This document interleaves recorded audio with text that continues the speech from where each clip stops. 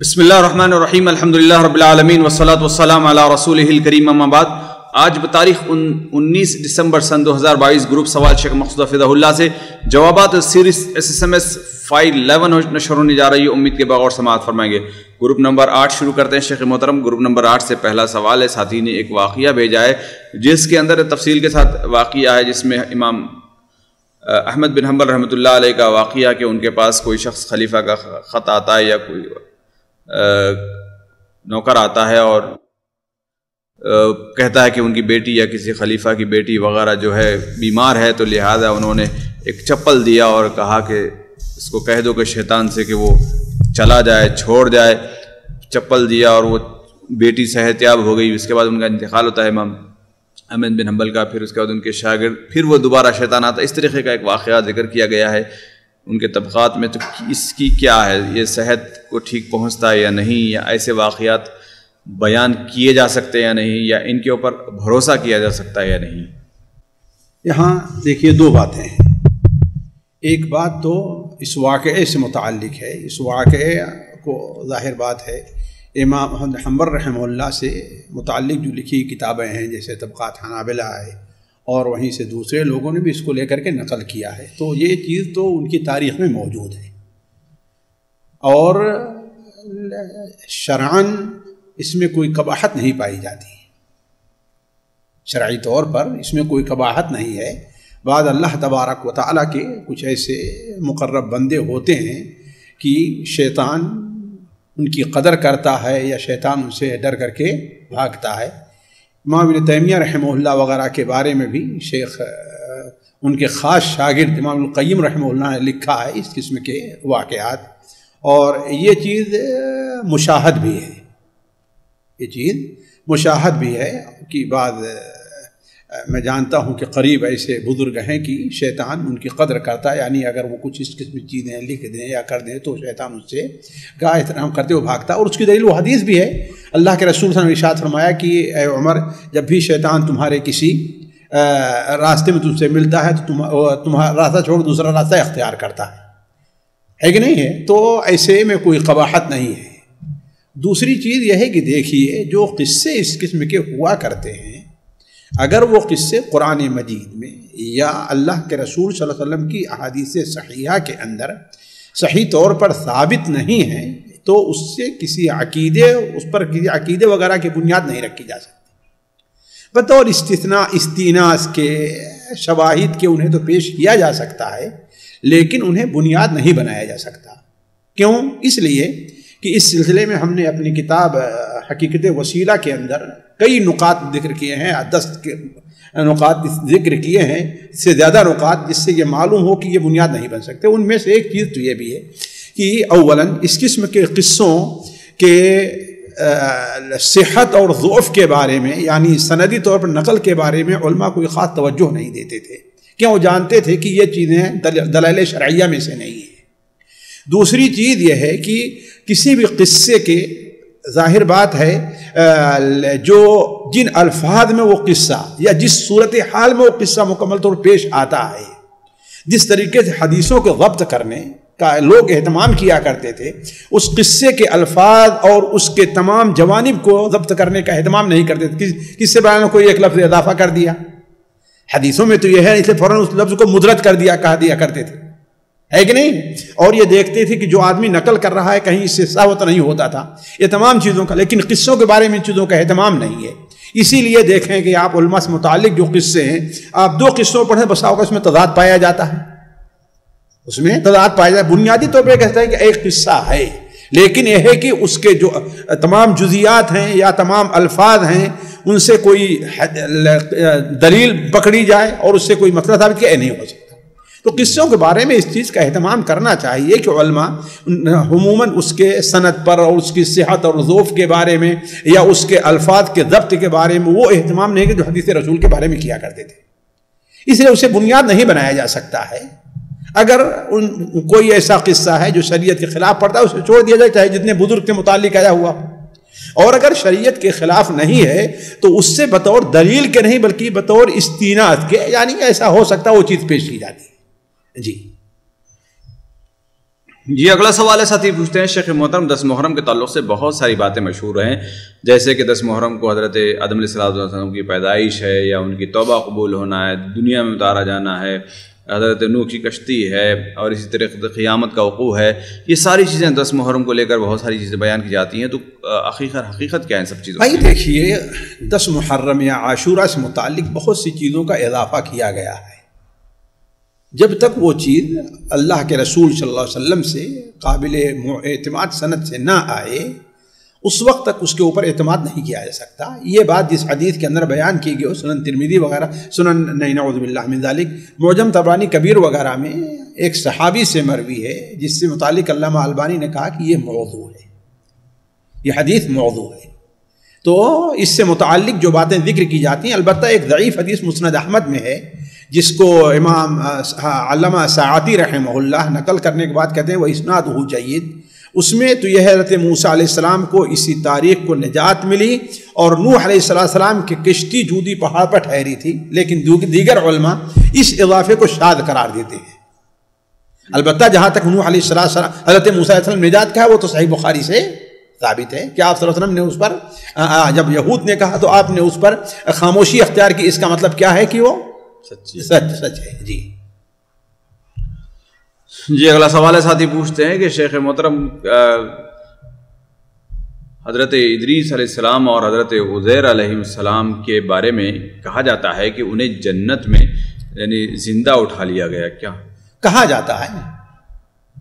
کہا جاتا ہے، اس کی کوئی دلیل نہیں ہے. حضرت عزیر کے بارے میں تو کوئی ایسی دلیل نہیں، جو باتیں ہیں ساری اسرائیلیات میں سے ہیں، بلکہ حضرت عزیر کا نام بھی کسی معتبر حدیث کے اندر یہ وارد نہیں ہے، معتبر قرآن مجید میں کہیں آیا ہوا نہیں ہے. صرف اتنا ہے کہ وقالت یہود عزیر ابن اللہ، عزیر کو اب وہ نیک صالح بندے تھے یا اللہ کے نبی تھے، اس کا بھی کوئی خاص اس بارے میں کوئی واضح بات نہیں کہی جا سکتی ہے. کہ اللہ کے نبی تھے اس پر کوئی ٹھوس دلیل موجود نہیں ہے، واللہ اعلم. البتہ حضرت ادریس علیہ السلام کے بارے میں اتنا وارد ہے کہ وَذْكُرْ فِي الْكِتَابِ إِدْرِيسَ إِنَّهُ كَانَ صِدِّيقًا نَبِيًّا وَرَفَعْنَاهُ مَكَانًا عَلِيًّا، اور ہم نے انہیں بلند مقام عطا کیا، بلند مقام پر اٹھایا.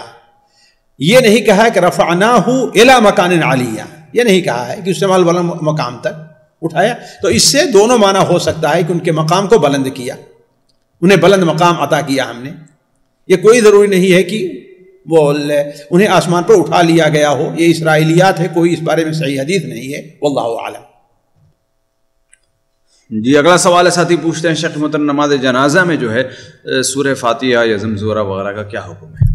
سورہ فاتحہ تو اللہ کے رسول صلی اللہ علیہ وسلم سے حضرت عبداللہ ابن عباس کی حدیث صحیح بخاری میں تو ثابت ہے. البتہ ضم سورہ جو ہے یعنی سورہ فاتحہ کے بعد کسی اور سورت کا پڑھنا، یہ صحیح بخاری وغیرہ میں بعد دیگر کتب میں ہے. علامہ البانی اسے اپنی کتاب احکام الجنائز میں نقل کر کے قوی قرار دیتے ہیں کہ اس کے ساتھ کوئی اور بھی سورت پڑھی جا سکتی ہے، تو کوئی حرج نہیں ہے. جی ثنا کا کیا حکم ہے؟ ثنا کے بارے میں کوئی صریح صحیح حدیث وارد نہیں ہے. جن علماء نے استدلال کیا ہے وہ عموم پر استدلال کیا ہے، اور اسی لیے بعض علماء اہل حدیث میں سے بعض جو ہے ثنا کی مشروعیت کے قائل نہیں ہیں، اور بعض علماء جسے صاحب تحفۃ الاحوذی اپنی کتاب احکام الجنائز میں اس کے مشروع ہونے کے قائل ہیں.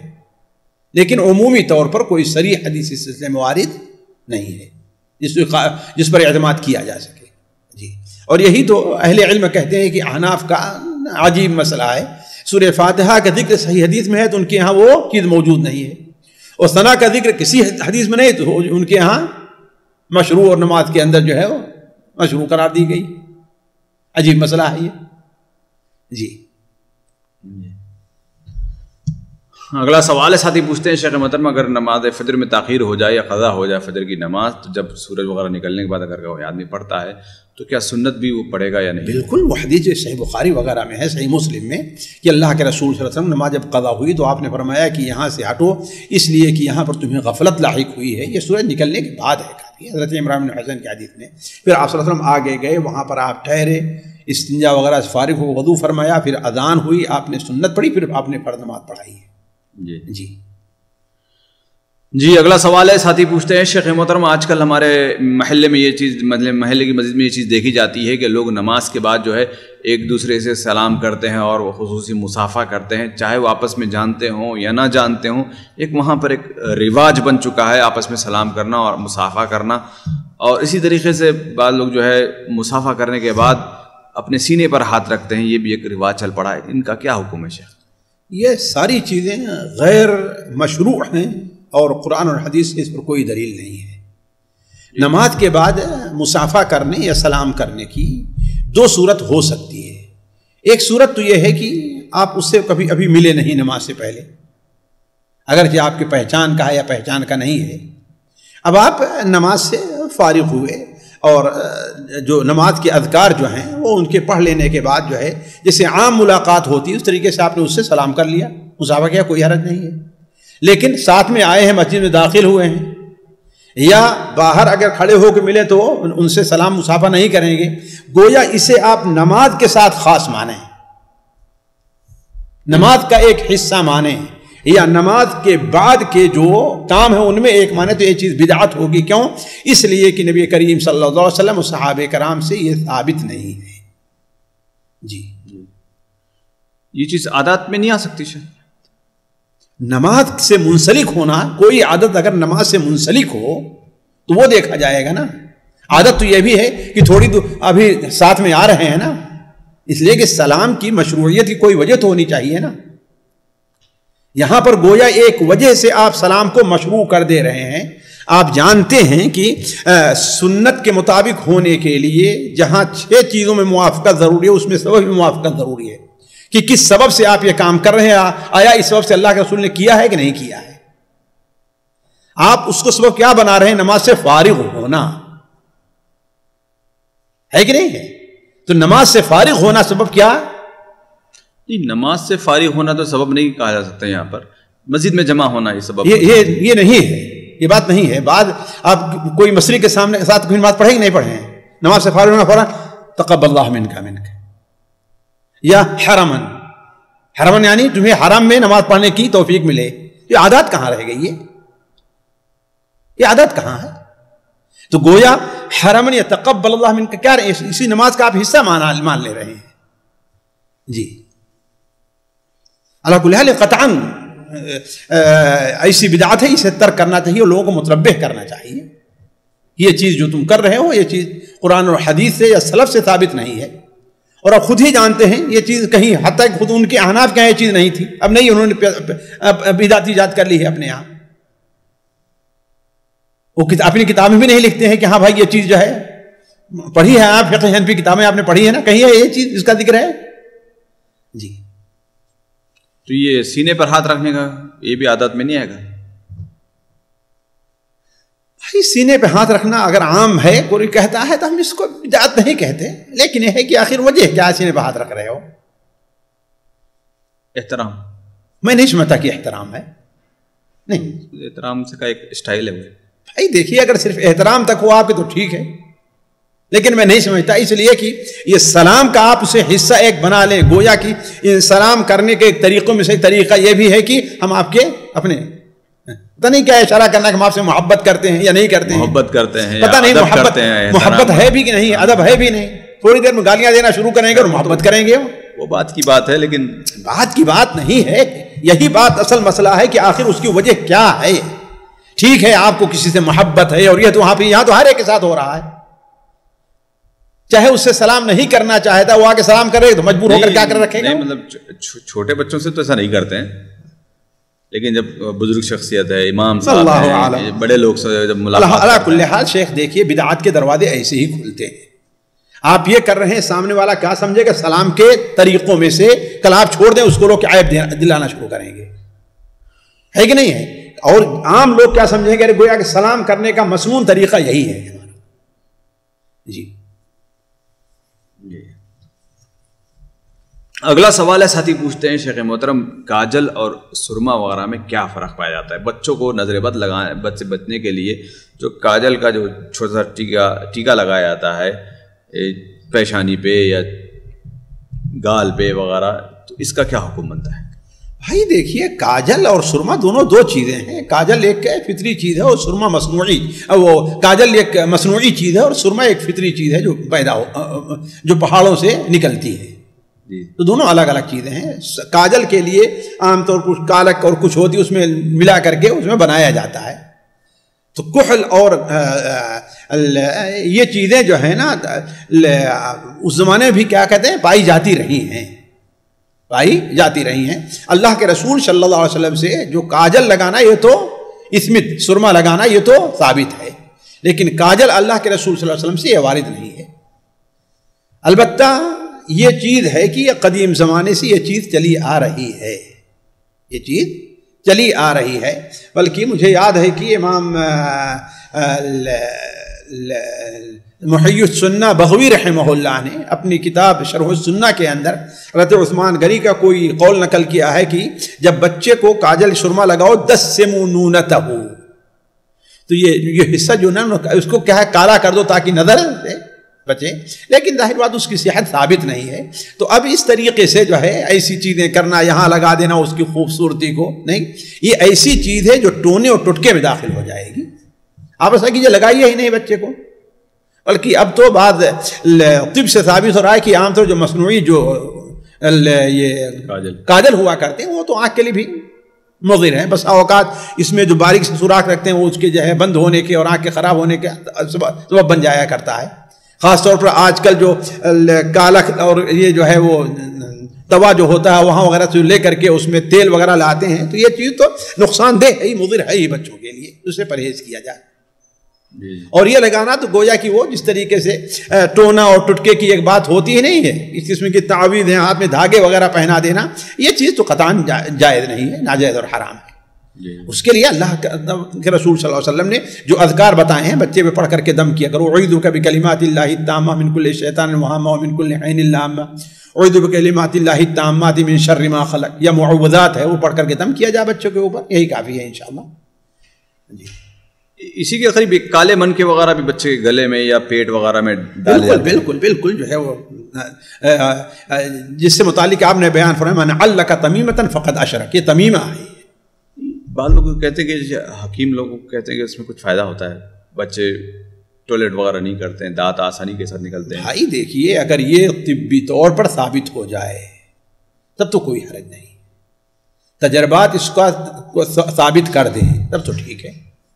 لیکن صرف یہ ہے کہ کوئی عام سا حکیم ہے, بہت سے جن کے تصوف پایا جاتا ہے, بعض لوگ یہ کہہ رہے ہیں, تو اس کا کوئی اعتبار نہیں.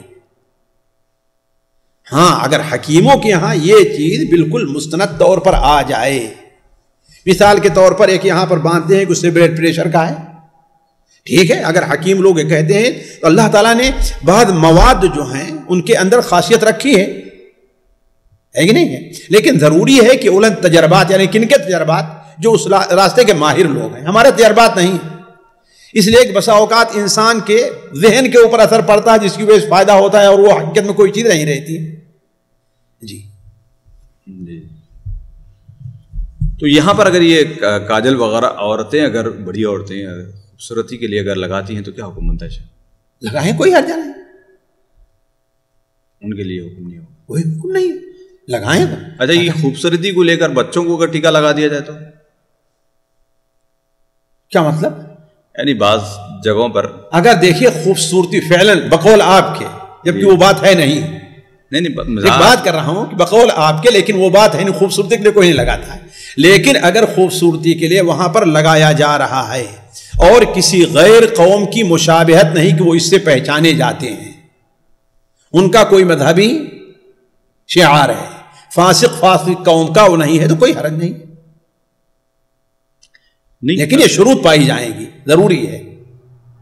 ابھی جیسے مثال کے طور پر یہ جو ٹیکا ہے, ہم بچپن میں بڑی عمر تک ہم تو یہ سمجھتے تھے کہ خوبصورتی کی نشانی ہے, ہم خود بھی کبھی بچوں کو میک اپ کر دیتے لگا دیتے, تو کیا حکم؟ لیکن جو ہے آپ کی بھول تھی, آپ کی جو لوگ یہ کرتے ہیں وہ خوبصورتی کے لیے نہیں کرتے ہیں, وہ نظر بد سے بچنے کے لیے کرتے ہیں. چونکہ ہوتا یہ ہے کہ ہم میں سے بہت سے اہل حدیث اس سلسلے میں ان چیزوں کو مانتے نہیں ہیں, اس لیے وہ سمجھے کہ خوبصورتی کا ہے, ورنہ اصل جو ہے وہ کس لیے ہے, وہ اسی لیے تاکہ نظر نہ لگے. نہیں تو اب جس گھر میں اگر یہ سسٹم چل رہا ہے تو ان کو منع کرنا چاہیے وہاں پر. بالکل منع کرنا چاہیے، اس لیے کہ اس کی بنیاد غلط ہے. جی.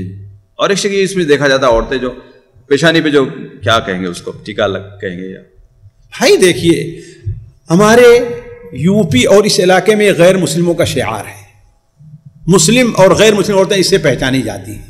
جی. لہذا یہ جہاں جائز نہیں ہوگا. جی. لیکن بعد بنگال کے علاقے میں ہے، وہاں ہر ایک کے اندر عام ہے بالکل. جی یہ تو صحیح ہے. تو کوئی حرجہ نہیں، تو خوبصورتی کے تو کوئی حرجہ نہیں. جی. یعنی یہ اگر لگانا ہو تو وہ اسٹیٹ میں چلا جائے. نہیں لگائے ہی کیوں اس کو لگائے ہی کیوں جہاں اس کا رواج نہیں نہ لگائے. نہیں جہاں رواج جہاں پر چلے گئے وہاں لگا سکتی ہے عورت. ہاں تو اگر وہاں پر جائے لگانا چاہے تو لگا سکتی ہے. مسلمانوں میں کس سے مسلمان غیر مسلم نہیں پہچان ہوتی ہے تو کوئی حرجہ نہیں. یعنی یہاں سے کوئی عورتیں وہاں شادی وغیرہ میں چلی جائیں، کسی کا مہمان بن کر چلی جائیں اور وہاں شادی میں اگر لگانے کے لیے آفر دیا گیا تو لگا سکتی ہیں. کوئی حرجہ نہیں، یہ عادات میں ہے، کوئی حرجہ نہیں. اگلا سوال کو سوالات خواتین گروپ سے شامل کیے جاتے ہیں. پہلا سوال ہے، بہن پوچھتی ہے شیخ محترم جیسے کہ جو لوگ مزار وغیرہ پر جاتے ہیں، ظاہر سی بات ہے کام کرتے ہیں، تو کیا ان کے لیے دعائے مغفرت جائز ہے؟ بہت سارے لوگ کہتے ہیں جو لوگ ناجائز ہے، بہت سارے لوگ ناجائز کہتے ہیں اس کو. تو اس کا جواب دیتے ہوئے بہت سارے لوگ کہتے ہیں کہ وہ جو منع ہے قرآن میں وہ ابو طالب وغیرہ کے جیسے لوگوں کے لیے جنہوں نے کلمہ ہی نہیں پڑھا تھا ان کے لیے منع ہے، ورنہ کلمہ گو مشرک کے لیے دعائے مغفرت جائز ہے. بھائی دیکھیے اگر وہاں فرق یہ ہوگا کہ آیا اسے بتایا گیا کہ نہیں بتایا گیا، اس پر حجت قائم ہوئی کہ نہیں قائم ہوئی. اگر اس پر حجت قائم ہو گئی ہے اور صرف مزار پر جا نہیں رہا ہے، صرف مزار پر جانا نہیں بلکہ وہاں جا کر کے استغاثہ بالاموات وغیرہ جو بات ہوتی ہے ان چیزوں کا عقیدہ رکھتا ہے، تو اگر حجت قائم ہونے کے بعد اس کی نماز جنازہ نہیں پڑھی جائے گی. ہم نہیں پڑھیں گے، لوگوں کو منع نہیں کریں گے لیکن ہم نہیں پڑھیں گے، اس لیے کہ ہمارے سامنے جو ہے اس کا بالکل شرک واضح ہو گیا. ہاں وہ لوگ جن کے بارے میں ہمیں معلوم نہیں ہے کہ ان پر حجت قائم ہوئی کہ نہیں قائم ہوئی، انہوں نے اس کو سمجھا کہ نہیں سمجھا ہے، ان کے پاس کوئی شبہ تھا کہ نہیں شبہ تھا، تو عام بطور مسلمان کے ہم ان کی نماز جنازہ پڑھیں گے. جیسے حرم کے اندر بہت سے لوگ آتے ہیں، ہے کہ نہیں؟ ہمیں نہیں معلوم کون آ رہا ہے کہ نہیں؟ وہاں لائے جاتے ہیں تو ٹھیک ہے. نہیں یہ تو جنازے سے دعائے مغفرت کی بات بھی ہو رہی ہے. بھائی جنازہ دعائے مغفرت ہی تو ہے نا. اللہم اغفر لحینا ومیتنا، موت کے بعد اللہ کے بندے جب وہ جائز تو اس کے دوسری بھی جائز چیز جائز ہے. نہیں تو یہ تو اب حرم میں تو ایک عمومی چیز ہے. بھائی یہی تو ہم کہہ رہے ہیں کہ ہمیں اس کے بارے میں نہیں معلوم ہے یا اس کے حجت قائم ہوئی کہ نہیں قائم ہوئی. ہم دیکھ رہے ہیں کہ قرآن پر ایمان لے آتا ہے، رسول پر ایمان لے آتا ہے، نماز کو بھی مانتا ہے، جنت کو سب کو حق مان رہا ہے، اور یہ جو ہے اس سے یہی بتلایا گیا کہ دین یہی ہے، شریعت یہی ہے. یہ قرآن میں بلکہ جو گمراہ مولوی ہوتے ہیں وہ دلیل قرآن سے لا کے پیش کرتے ہیں نا، پیش کرتے ہیں جی ہے نا. تو ظاہر بات ہے وہ کیا ہے اس سلسلے میں جاہل ہے، اور جہل جو ہے وہ عذر ہے. جی تو اگر یہ خاص خصوصی رشتہ دار ہیں لیکن بہت سارے لوگوں کو وہ بھی پتہ نہیں ہوتا کہ ان کے اوپر حجت قائم ہوئی یا نہیں ہوئی، تو ٹھیک ہے، اصل ہم مسلمان کے طور پر ہم اس کی نماز جنازہ پڑھیں گے. ٹھیک جی. یعنی نماز جنازہ اور دعائے مغفرت خاص طور پر کرنا دونوں ایک ہی چیز ہے، الگ نہیں ہے. شیخ الگ کیا ہے بھائی؟ ہم یہاں اللہم اغفر لہ ورحمہ اور کیا ہے وہاں پڑھتے ہی نہیں پڑھتے نماز جنازہ میں. نہیں ایک ہوتا ہے وہ ایک ٹائم آ گیا، ایک اجتماعی کام ہے وہ ساتھ میں کر لیا ہے، اور ایک ہوتا ہے اس کو یاد کرنا اس بندے کو اور اس کے لیے مغفرت کی دعا کرنا بعد میں. کوئی فرق نہیں دونوں میں. ہو سکتا ہے ہمارا خاص آدمی ہو، ہم چاہتے ہو کہ اللہ تعالیٰ اس کو نجات دے. ہاں وہی بتا رہا ہوں. ٹھیک ہے ہم کریں گے اس کے لیے. وہی بتا رہا ہوں میں کہ اور معاملہ اللہ کے سپرد ہے، اللہ چاہے گا تو ہماری دعا اس کے بارے میں قبول ہوگی، نہیں چاہے گا نہیں قبول ہوگی. اگر مستحق ہوگا تب نہیں، تو مستحق کو نہیں ہوگی قبول. گنہگار تو نہیں ہوگا مگر نہیں گنہگار ہوگا. جی اگر حجت قائم ہو گئی پھر کرتا ہے تب غلط ہے. جی اگلا سوال ہے، بہن پوچھتی ہیں شیخ محترم کیا کوئی اہل کتاب عورت سے کوئی اپنی عورت یعنی جو غیر مسلم ملکوں میں رہتے ہیں وہاں پر دوستی کرنا چاہتی ہیں، وہ بات چیت کرنا چاہتی کر سکتی ہے نہیں؟ دوستی کر سکتی ہے نہیں کر سکتی؟ اصل میں دیکھیے ہمارے یہاں جو قرآن حدیث میں لا تتخذوا اولیاء کا جو مفہوم ہے اس کے سمجھنے میں لوگوں سے کوتاہی ہوتی ہے. حضرت علی رضی اللہ تعالی عنہ نے بڑے واضح طور پر بیان فرمایا ہے، ان کا قول یہ ہے کہ تم مشرکوں سے جو اپنا ملاپ رکھو وہ جسمانی اور یہ طور پر رکھو، لیکن قلبی طور پر ان کے اس عمل سے نفرت ہونی چاہیے. لیکن ہمارے یہاں ان کے ساتھ کوئی اگر پڑھ رہا ہے یا اگر کہیں آنا جانا ہے تو یہ جو دوستی ہے تو یہ جسے حسن سلوک کہا جائے گا، اسے حسن سلوک کہا جائے گا. یہ چیز ہر ایک کے ساتھ جائز ہے، الا یہ کہ اس کی وجہ سے ہمارے دین کے اوپر کوئی اثر پڑ رہا ہو، ہمارے دین پر کوئی اثر پڑ رہا ہو، یا وہ اپنے دین کے اوپر اس وجہ تقویت محسوس کر رہا ہو تو الگ ہے. ورنہ یہ جو بظاہری دنیا کے معاملات ہیں اس میں ایک دوسرے سے تعلق کے حرام نہیں ہے. اللہ تبارک و تعالیٰ نے آخر غیر مسلم عورت جو اہل کتاب اس شادی کی اجازت دی کہ نہیں دی؟ تو رہے گا تو اس سے محبت ہوگی نہیں؟ محبت ہوگی. تو اصل جو چیز ہے جس کی وہ معنیت ہے، لوگ سمجھتے نہیں کہ دوست بنانا سمجھتے ہیں کہ بس کیا ہے وہ جو عام یہ معاملات ہیں، یہ نہیں. وہ اصل دوست کیا؟ وہ دلی تعلق، خاص طور پر اس کے اس عمل کو بہتر سمجھتے ہوئے یا جائز سمجھتے ہوئے یا ہلاک کرنے والا کام نہ سمجھتے ہوئے اس کے ساتھ تعلق رکھا جائے اور اس کا محبت اپنے دل میں، یہ چیز ناجائز اور حرام ہے. جی اگلا سوال ہے، بہن پوچھتی ہیں شیخ محترم اگر کسی کے 5 سال کے روزے ماہواری کی وجہ سے جو چھوٹ جاتے ہیں وہ غفلت سے رہ گئے ہوں تو کیا کرے؟ قضا کرے. وہ فدیہ نہیں، قضا کرنا جب عاجز آ جائے تب فدیہ ادا کرے. جب عاجز آ جائے یعنی اب اس کے بس میں نہیں ہے، بڑی عمر کی ہو گئی ہے یا بیمار رہتی ہے، اس کو پورا کرنا ممکن نہیں ہے اب یا مشکل ترین کام ہے تو ٹھیک ہے فدیہ ادا کرے. اسی کے قریب کا سوال بہن پوچھتی ہیں کہ اگر کسی کا انتقال ہو جائے اور اس کے نظر کے روزے باقی رہ جائیں تو وارثین کیا کریں؟ روزے رکھیں یا فدیہ رکھیں؟ مات وعلیہ صوم صام عنہ ولیہ، آپ سمجھ میں ارشاد فرمایا ہے. بہت سے علماء نے اس کو صوم نظر کے ساتھ خاص مانا ہے، اگرچہ لفظ عام ہے اور یہی حقیقت ہے کہ عام ہے، لیکن نظر تو خاص اس کے اوپر گویا نص صریح ہے کہ نظر کے روزے رکھے جائیں گے. جی اگلا سوال ہے، بہن پوچھتی ہیں شیخ محترم ایک لیڈی ڈاکٹر ہے، ان کا سوال کہ ظاہر سی بات ہے معنی حمل کے دوائیاں عورتیں پوچھتی ہیں تو کیا وہ لکھ سکتی ہیں یا نہیں لکھ سکتی ہیں؟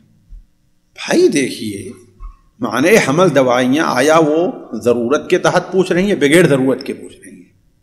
معنی حمل دوائیاں استعمال کرنا یہ اطلاق جائز نہیں ہے، البتہ بہت سی صورتیں ہیں جس میں وہ جائز ہوگی. وقفہ دینا ہے، بچے کا دودھ پلانے کا مسئلہ ہے، عورت کی صحت کا مسئلہ ہے، یا اب ایسی بیمار ہو گئی ہے کہ ڈاکٹروں نے کہا کہ اب اگر بچے کی پیدائش ہو تو جان کا خطرہ ہے تو ٹھیک ہے. لیکن بلا وجہ کسی کو اس طریقے سے لکھنا، ہاں ایک عام کوئی عورت آتی ہے آپ نہیں جانتی ہیں اور اس سے آپ سمجھائیں کہ ہاں بھائی دیکھو یہ چیزیں نہیں ہونی چاہیے، اس کے بعد لکھنا ہے لکھ دیں، آپ کوئی حرج نہیں ہے. جی اگلا سوال ہے، بہن پوچھتی ہے شیخ محترم نے ایک مولانا سے سنا ہے کہ منگنی کرنا سنت ہے، اللہ کے رسول صلی اللہ علیہ وسلم نے بھی حضرت عائشہ سے منگنی کی تھی. یہ سنت نہیں کہ یہ جائز ہے. جی اور اللہ کے رسول عائشہ سے منگنی کے معنی کیا لیتے ہیں؟ وہ کہیں نکاح تو نہیں لیتے ہیں منگنی کے معنی، اس لیے کہ وہ تو منگنی کے بغیر خطبہ تو ہر ایک کو، لیکن یہ کہ منگنی کی ہمارے یہاں جو ایک تصور ہے وہ تصور نہیں ہے منگنی کا. اب اس کے لیے رسوم ہوتی ہے، آنا ہے جانا ہے، کچھ دینا ہے لینا ہے، اب آپ اس کو بھی سنت کہیے. لوگ جو رسم ایک بنا لیے ہیں منگنی کی ہے کہ نہیں ہے، انگوٹھی دینا ہے اور یہ ساری چیزیں ہیں، تو ابھی اس کو سنت کہیں گے نہیں. ہاں البتہ یہ ہے کہ سنت کیا، بغیر منگنی کے انسان شادی کیسے کرے گا؟ منگنی کیا ہے؟ پیغام دینا ہے کہ نہیں؟ اس کے بغیر شادی کیسے کرے کوئی انسان؟ جی اگلا سوال ہے، بہن پوچھتی ہیں شیخ محترم ہماری ایک بہن ہے جو بار بار بتانے کے باوجود بھی یعنی قرآن مجید حفظ کرا رہی ہیں، حفظ کی کلاس میرے خیال سے جوائن کرتی ہیں تو بہت کم یاد کرتی ہیں اور ایک ہفتے کے بعد وہ بھول بھی جاتی ہیں اپنی کوتاہی وجہ کسی وجہ سے. تو بہن کا سوال ہے کہ کیا ہم انہیں حفظ کرنے سے منع کر دیں؟ بالکل نہ منع کریں بھائی، اس کو کرنے تھی جتنا اس کو جذبات ہیں، ٹھیک ہے، جتنا پڑھ سکے پڑھے گی، جتنا یاد رکھ سکے یاد رکھے گی. دیکھیے قرآن بھولنے کی وہ ممانعت ہے کہ انسان جان بوجھ کر کے بھول جا رہا ہے، لیکن اب اس کا بار بار کوشش کرنا اس کا مطلب کہ چاہتی ہے. اب گھر کے اندر مشغولیت ہے، بچے ہیں، یہ وہ ہیں، یا بعض لوگ جو ہے ذہنی طور پر اس طرح استیعاب نہیں کر سکتے اگر غلطی ہے. اور اس سے حضرت عائشہ کو ہوتے وہ ومن کیا ہے من قرآن وہ یتتعتع به ہے نا فلہ اجران، جو انسان قرآن پڑھتا ہے لیکن اٹک اٹک کر کے مشکل ہے اس کے لیے، اس کو اللہ 2 اجر دے رہا ہے. جی جی اگلا سوال ہے، بہن پوچھتی ہیں شیخ محترم یہاں پر یو کے وغیرہ میں جیسے کہ سود پر اسٹوڈنٹ کے لیے قرضہ دیا جاتا ہے، اس سے بچنے کے لیے کیا کسی طالب علم کو زکوٰۃ اور صدقہ و خیرات سے تعاون کیا جا سکتا ہے؟ بھائی دیکھیے، اگر ضروری تعلیمات میں سے ہے تب تو دے سکتے ہیں اس کے لیے. جی صدقہ میں تو کوئی اشکال نہیں ہے، لیکن زکوٰۃ کا مال جو ہے اس میں احتیاط بھی ہونی چاہیے کہ ہاں بھائی وہ اس کے لیے ضروری ہے. یا یعنی یہ نہیں کہ ہاں بھائی ایک ہوتا ہے کہ مثال کے طور پر جو ہے اب یہاں سمجھ لیجئے کہ بغیر بی اے کے انسانوں کوئی اہمیت نہیں، کوئی نوکری تک نہیں ملتی ہے، لیکن اس پر تخصصات بڑے بڑے ہوتے ہیں، اگر وہ ضروری ہیں، قوم کو اس کی ضرورت ہے، ہمارے یہاں کوئی خاص نہیں پیدا تو ٹھیک ہے دیا جا سکتا ہے اس کو. جی اگلا سوال ہے، بہن نے ایک لمبا سا سوال بھیجا ہے، کہا کہ یعنی جیسے کہ پتہ ہے کہ خلا یا 3 طلاق کے بعد نکاح ممکن نہیں ہے دوبارہ جب تک دوسری عورت دوسرے شوہر سے نکاح نہ کرے، لیکن یہاں پر یعنی صحابہ کا دور کا واقعہ نقل کیا جا رہا ہے کہ اس طریقے سے ہوا، لیکن آیت نازل ہوئی، پھر صحابی نے کفارہ ادا کیا اپنے قسم کا اور پھر اسی سے نکاح کروایا اپنی بہن کا. تو کیا یہ اس کی حقیقت ہے؟ شاید سورہ بقرہ کی وہ آیت ہے فَلَا تَعْضُلُوهُنَّ أَن يَنكِحْنَ أَزْوَاجَهُنَّ کے بارے میں کہہ رہی ہیں. جی ہے نا کہ حضرت شاید عمرو بن معدی قریب یا کون صحابی ہیں جن کی بہن کا واقعہ ہے، تو اللہ کے بندے انہیں طلاق رجعی ہوئی تھی، طلاق مغلظہ نہیں ہوئی تھی، انہیں طلاق رجعی ہوئی تھی. جب عدت ختم ہو گئی تو پھر ان کے شوہر نے، اور خود وہ صحابیہ چاہتی تھی کہ ہاں ہم انہی کے پاس جائیں، لیکن وہ اڑے تھے نہیں، ایک بار چھوڑ دیا ہے تو اس کو ہم اپنی بہن کو اس کے ہاں نہیں دے گی، یہ ہے وہ ہے، تو اس پر یہ آیت نازل ہوئی. جی انہیں طلاق مغلظہ نہیں دی گئی تھی، جی 3 طلاق نہیں دی گئی تھی. جی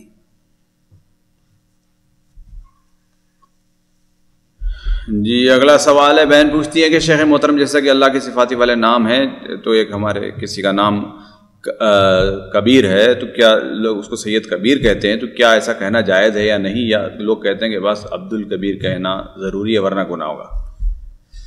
بھائی دیکھیے، اصل تو یہ ہے کہ جس کا جو نام ہے وہی نام لے کر کے پکارا جائے، یہ اصل ہے. لیکن اب بسا اوقات ہمارے ہاں مشہور ہو جاتا ہے، جس کا نام رہتا ہے عبد الغفور، غفور سے مشہور ہو گیا، بہت نام اس کا جو ہے عبد الرحمن ہے رحمان سے. تو یہ ان ناموں کے بارے میں تو منع ہوگی جو نام کسی اور کے نہیں رکھے جا سکتے، جیسے رحمان ہے، باری ہے، خالق ہے کہ نہیں ہے، وہ نام سے نہیں پکارنا چاہیے، یا رحمان او رحمان بھائی نہیں. البتہ وہ نام جو غیر اللہ کے علاوہ بھی کسی کے رکھے جا سکتے ہیں، جیسے کریم ہے، رحیم ہے، یہ نام رؤوف ہے، تو ٹھیک ہے پکار جا سکتے ہیں. لیکن اصل یہی ہے کہ ہر انسان کا جو نام وہی نام لے کے پکارا جائے. جی اگلا سوال ہے، بہن پوچھتی ہیں شیخ محترم جیسے کہ مارکیٹ میں جو کالے کلر بال کرنے کے لیے جو کیمیکل کے ملتے ہیں ان کا استعمال کرنا کیسا ہے؟ بعض لوگ کہتے ہیں کہ صرف مہندی ضروری ہے، کسی کو حقیقت؟ بالکل نہیں، اللہ کے رسول نے ایک عام حکم دیا ہے، آپ نے ہر جگہ مہندی کا نہیں ہے نا، آپ نے فرمایا کہ غیروا ھذا الشیب، اس کو بدل دو کسی اور رنگ سے، کسی اور رنگ سے، صرف مہندی کے رنگ سے آپ نے نہیں کہا ہے. بلکہ بعض روایات میں حضرت امامہ کی روایت اگر مجھ سے بھول نہیں تو طبرانی کے اندر ہے کہ آپ نے فرمایا حمروا وصفروا، اسے لال پیلی کر لو. جی ہے نا، تو یہ چیز اصلا امور عادات میں سے ہے کہ نہیں ہے. اگر اسی لیے ہم نے کہا امور عادات میں اس چیز کو مد نظر رکھا جائے کہ وہ چیز باعث ضرر نہ ہو، ہے نا، غیر قوم کی وہ کیا ہو، اس میں مشابہت نہ ہو اور کالا نہ ہو. یہ 3 چیزیں جہاں پائی جائیں گی ان میں سے کوئی چیز تو وہ رنگ جائز نہیں ہوگا، اگر نہیں ہے تو پھر جائز ہے. جی شیخ اگلا سوال ہے، بہن پوچھتی ہیں شیخ محترم ایک شخص کے پاس کسی نے 25,000 روپے رکھنے کے لیے دیے تھے، جو بھی تو جس کے پاس رکھنے کے لیے دے اس کا انتقال ہو گیا، جس نے رکھنے کے لیے دے اس کا بھی انتقال ہو گیا، تو لہٰذا اس کے بیوی بچوں کا بھی انتقال ہو گیا. اب ایک اس کی دوسری بیوی بچے ہیں جو کروڑ پتی ہیں، 25,000 دینے کے لیے ان غریبوں کا وہاں تک پہنچنا بھی مشکل ہے، تو کیا کریں اس کو؟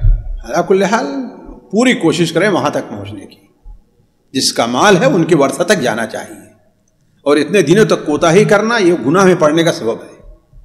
جیسے ہی اس کا انتقال ہوا ہے اس کے ورثہ تک یہ مال پہنچنا چاہیے تھا. جی لاکھ پتی ہے، کروڑ پتی ہے، فاللہ اولا بہما، اللہ اولا بہما، تو وہ مال جس کی امانت ہے اس تک پہنچانا ضروری ہے. جی. اگلا سوال ہے، بہن پوچھتی ہیں شیخ محترم، ایک بہن ہے جس کے پہلا بچہ، دوسرا بچہ، تیسرا بچہ ہے، 2-3 بچے کسی پیٹ میں پیدا ہونے کے بعد انتقال کر گئے، اور ایک بچہ ابھی بھی ہے تو کمزور ہے، بالکل بیمار رہتا ہے. تو بہن کا مشورہ یہ ہے کہ کیا گھر کے اندر کچھ ایسی چیز ہو سکتی ہے، گھر کو تبدیل کرنا چاہیے یا نہیں؟